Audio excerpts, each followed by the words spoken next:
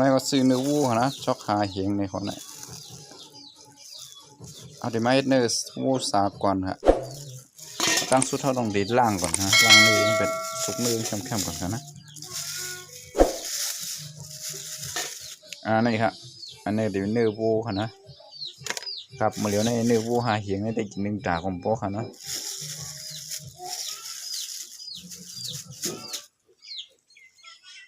นี่ครับเอาเดี๋ยวมือสุกมือก่อน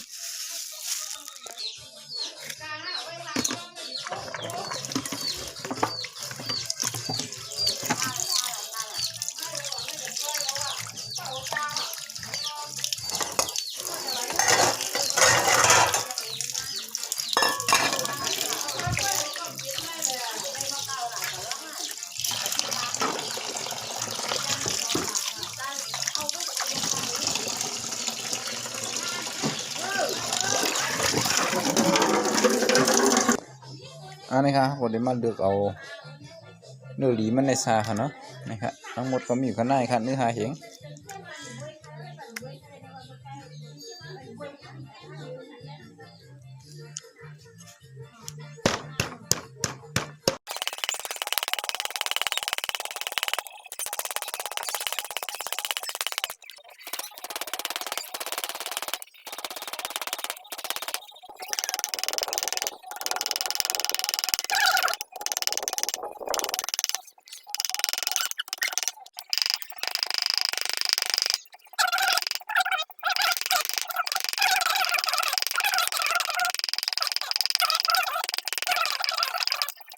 เลยครับขนาดนะผมบอกนะก็บนที่เขากลมเด็กเกี่ยวให้นี่ครับ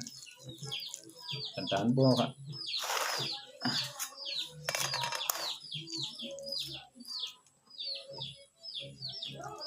นี่ครับเนื้อหาเหงนี่ขนาดครับเนาะถ้าว่าเก็บเครื่องกรียางมาครับนะส่วนเครื่องกรียางที่แสงละลายในมัดด้วยนะครับหนึ่งมาแบบพิลิปครับเนาะพิลิปสองมาผมขาวครับนะคำพงก็ดีว่ามีหอเดี๋ยวก็มากับมีแรงครับเดี๋ยวก็มาทางนั่นก็จะเป็นข้าหอมกำพองห้อมดีห้องจักไข่เนี่ยครับนะข้าหอมจักไข่เป็นอันเดียวกันครับไปนี่ครับเดี๋ยวก็อันได้มาทางอันนี้เขาสำลีห้องมันว่าเป็นปืนเชื่อมเนี่ยครับกำพองเราดีห้องมันว่าเหี้ยวหอมเนี่ยครับอันนี้ก็เป็นกีแก้วเหมือนกันนะเดี๋ยวก็มาในค่ะนะอันนี้ซ้ำจะเป็นหอมด่วนคือหอมอมด่วนได้ผมพูดนะเขาได้ห้องว่าหอมด่วนแล้วก็มันซับมือมันหอมหน่อยได้มันด่วนเลยเรียกว่าหอมอมด่วนนี่ก็พูดนะอันนี้หอมด่วนละ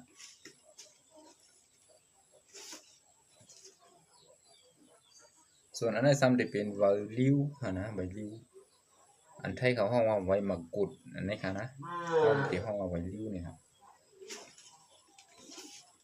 เดี๋ยวก็มาทางเมี่ยวหนึ่งนะในสุดท้ายครับสุดท้ายอันนี้ก็จะเป็นยอดมะกายอดมะกาในเดียวมาสั่งในให้มันผัดกันนะถึงเนื้อมันได้ดีก่อนมันดีแก่นดีนะครับเอาพอมาติมาซอยนดล้อกันพักมองๆนดล้อกันครับมาค่ะเขาดีกำไรเขาดีมาซอยเครื่องตีกันนี่ครับอันดังสุดติมาซอยไว้มะกาอันดัง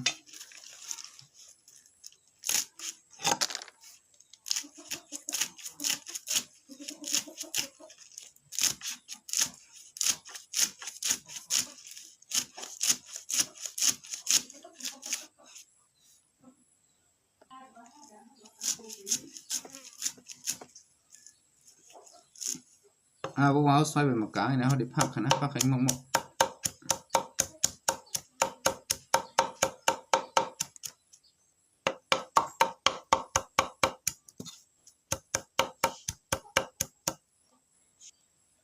สมมติเป็นเนื้อหมูเนี่ยเขาได้ใส่หนังไม่กรอบค่ะนะเพราะว่าเป็นเนื้อวัวเนี่ยเป็นหนังมีวันผ่านได้ต่อไปเป็นเบอร์มีแคบอันนั้นก็ยอดมะกาแดนก็เลยครับเพราะว่ามียอดมีแคบค่ะนะหนึ่งผัดนึงแค่ดีค่ะนะผัดก็คือดีก็นั่นครับคือผัดได้ในก็เลยครับ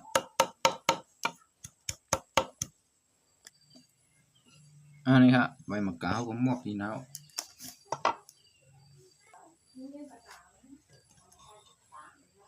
วางบอกเขาว่าพอกจะไปเนื้อให้นะครับเนาะ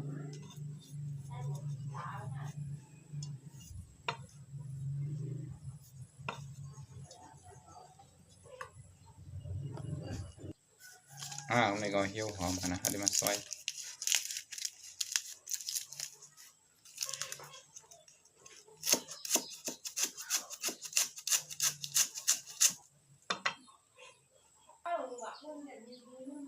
หอมด่วนครับหอมด่วน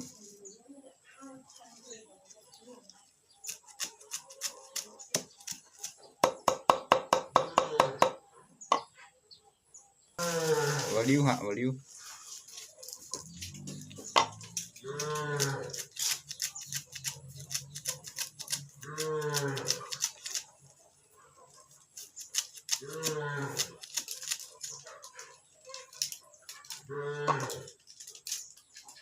ข้าวหอม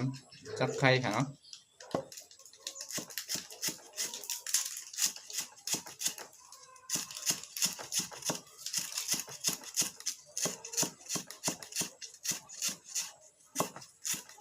อันนี้ก็เขาได้มาซอยพวกกันตั้งสิ่งทั้งหมดเดี๋ยวก็จำเป็นพักโลกันค่ะมันจะได้พักกำเดียวไว้ค่ะเนาะเพราะว่าเขาได้กลุ่มพักกำเลยอันนี้มันดีเท่านี้ค่ะนะ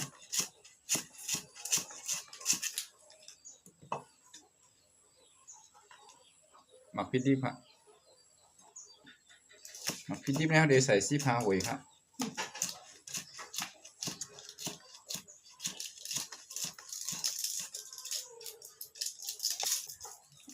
อันนี้ก็ให้มีแรงค่ะนะเขาคงจะมาซอยรถในเหมือนกันครับให้มีแรง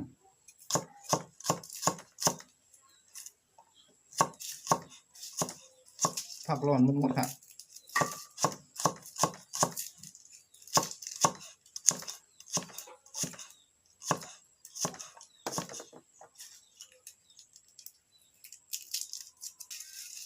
อันนี้ครับอันนี้ก็จะเป็นพักหมี่ขาวอันนั้นพักหมี่ห่อนะก็จะมาพักโลกันที่ไหนครับนี่ฮะพักหม้อกันนะ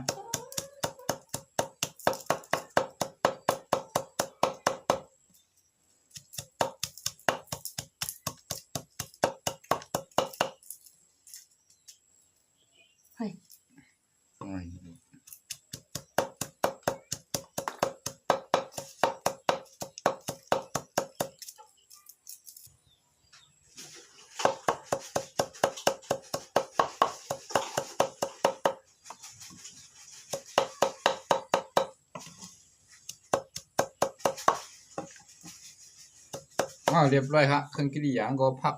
หม้อดีหนาวค่ะนะคำนี้ก็ได้มาพักใส่ในเนื้อนี่ค่ะนะนี่ครับใส่ไหนครับใส่โลกันกับมดให้ไหนวะ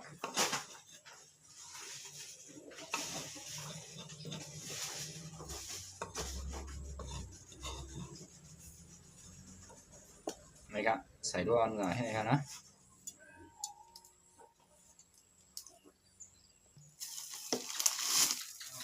คำนี้เดี๋ยวมาใส่เครื่องกิริยาค่ะนะอันนี้เป็นเกลือครับ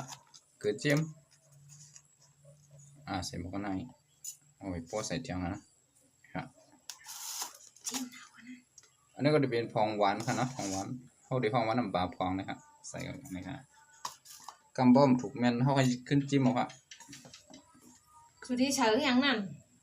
อันนี้ก็เป็นถั่วเน่าในสมัยเกี่ยวกับใส่เกี่ยวกับใส่กันนะนี่คือว่าเกี่ยวกับถั่วเน่าในเขาผมใส่ครับเดี๋ยวก็เดี๋ยวมาทางอันนี้เป็นผงมินค่ะผงมินในใส่ให้สีเราค่ะนะนี่ครับเครื่องกระดิ่งเดี๋ยวมีกระไนค่ะนะว่าใส่เครื่องกระดิ่งเรียบร้อยแล้วก็ในเขาก็เดี๋ยวมันนวดค่ะนวดที่ไหน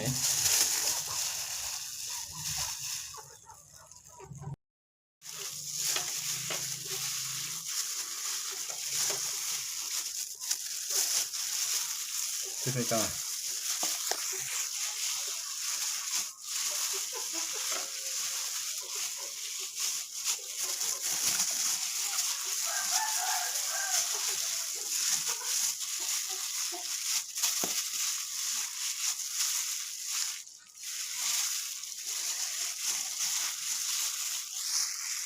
หวานอีกก็หวานอ่ะข้าวกลมเจือกข้าวกลมก็นั่นถึงเจี๊ยบนะ เพราะว่าเขานวดเด็บเข้ากันเอาก็ได้เขาเดี๋ยวมาจิ้มด้วยค่ะนะแต่ว่าเนื้อมักเนื้อซาลิปเนี่ยเขากินแล้วค่ะนะนะครับเดี๋ยวมาจิ้มด้วยก่อนว่าเครื่องกริยาถูกถูกนะ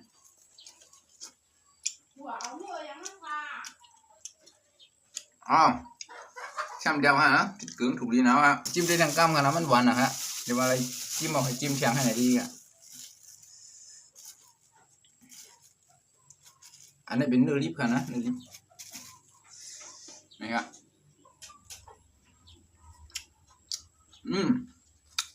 สุดยอดแล้วก็ในเพราะว่าเข้ามาลวดเข้ากันให้แนวเขาดีมาให้ร้อนๆค่ะนะร้อนๆ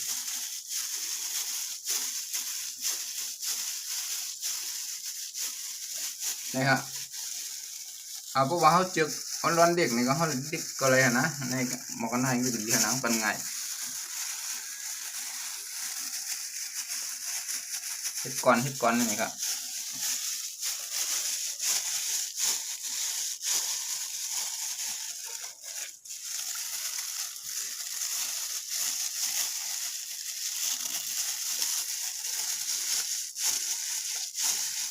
ช่วยในกองถ่ายด้วย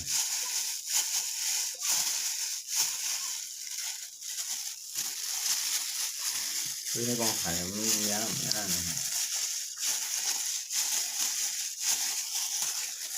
คือเดี๋ยวนะเขาคนเตี้ยขึ้นอ่ะเพื่อเดี๋ยวมือปั่น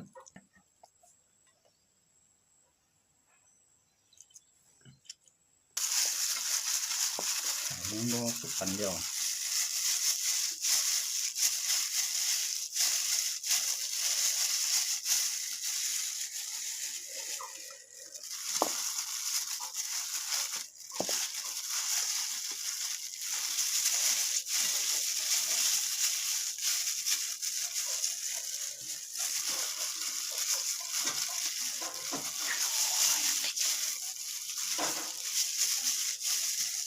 กำลังก็ให้ก่อนเรียบร้อยกันนะโอ้ดีด่าตั้งน้ำเดือดที่ก็เอาไปปลุกก่อนให้หม้อน้ำเดือดครับ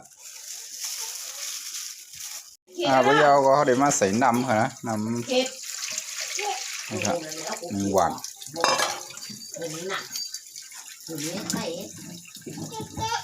นี่ครับพยาวก็เขาเดี๋ยวขึ้นมาใส่น้ำปลาดีเนอร์โมในทางอินค่ะนะคือว่าน้ำมันน้ำให้ในมันเตรียมโปเจียมกันนะโปจูในก่อนใส่ในทางอินฮะ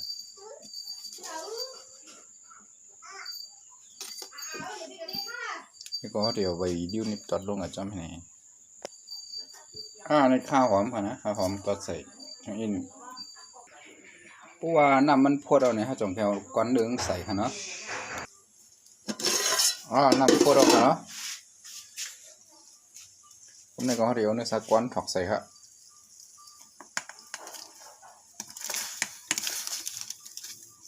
นี่ครับเพราะว่าถอกแซวในห้องผมพ้าไว้ทั้งพดทั้งกำครับ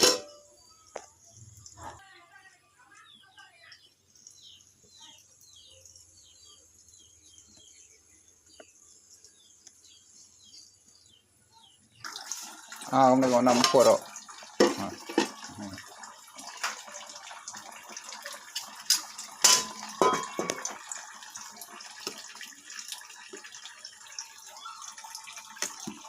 นะครับก็จะเป็นก้อนๆให้ฮะเนื้อซาก้อนเนื้ออ่อนร้อนเนี่ยนะเนื้ออ่อนร้อนใส่น้ำจิ้มไปก่อนฮะ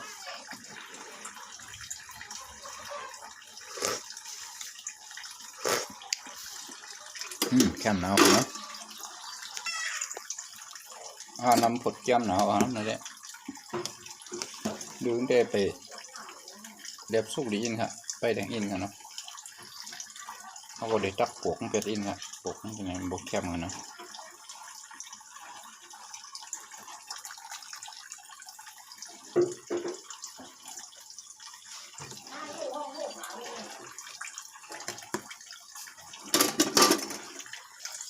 เดี๋ยวก่อนออกจิ้มตัวเองก่อนค่ะนะว่ามันเนื้อดีสุกไ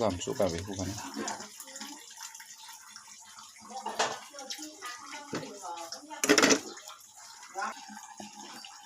นะครับเดี๋ยวจิ้มตัวก่อนค่ะนะว่า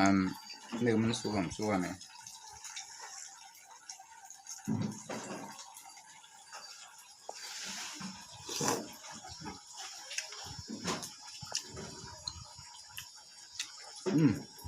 สุกครับเรียบร้อยครับ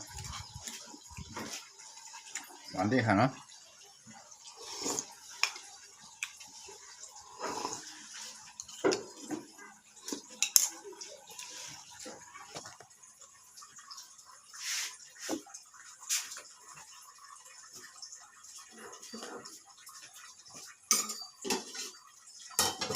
คงหลังคิดชิวอย่างนี้มันชดชิวอ่ะ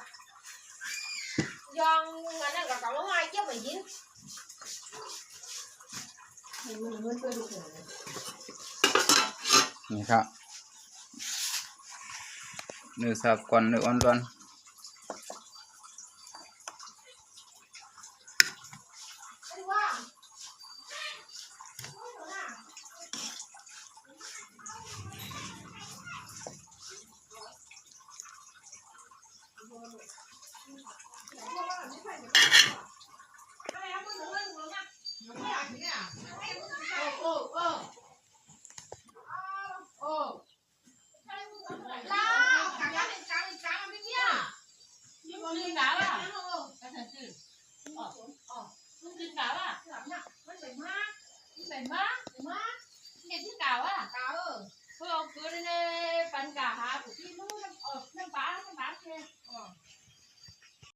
สามารถถูกใส่เลยใส่คลิป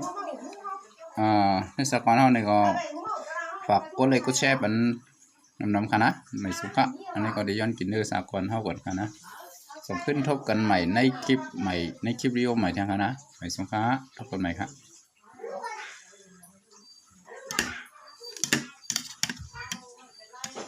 ชิมโดยทางตั้มค่ะเนาะกำครับ